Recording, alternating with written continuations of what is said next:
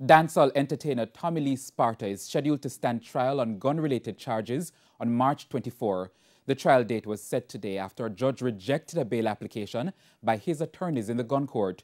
Tommy Lee, whose given name is Leroy Russell, was charged in December last year after he was allegedly found in possession of an illegal gun and ammunition during a police operation in New Kingston. The Office of Director of Public Prosecutions opposed the bail application.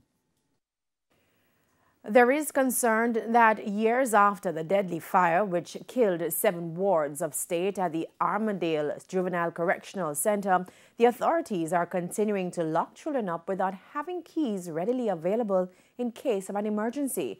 The issue is being raised by human rights advocate Susan Goff. She pointed to a report by the Independent Commission of Investigations, INDECOM, which was tabled in the House of Representatives yesterday. Anthony Lugg has the details.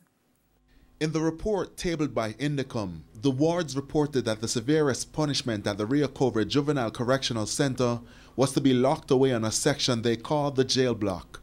They claim that the assistant superintendent dictates that boys are sent to the jail block as punishment regardless of their alleged offense.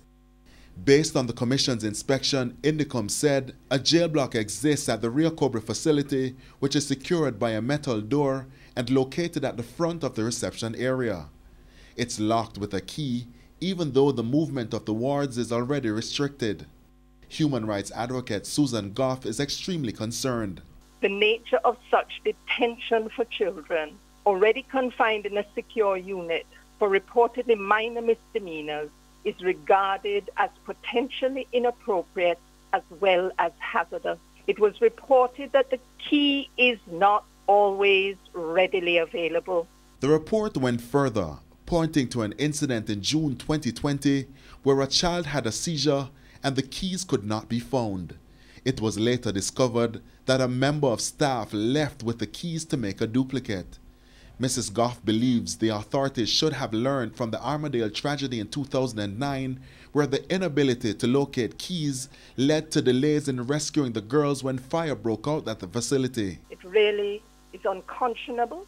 It is unforgivable that a Department of Correctional Services, which presided over one of the worst tragedies for the child care services in this country, in which the locking in of children and the lack of access to those keys played a crucial part, can still, all these years later, not have learned that lesson. She says the Department of Correctional Services and the National Security Ministry must be held accountable for the issues raised in the report. Anthony Lugg, TVJ News.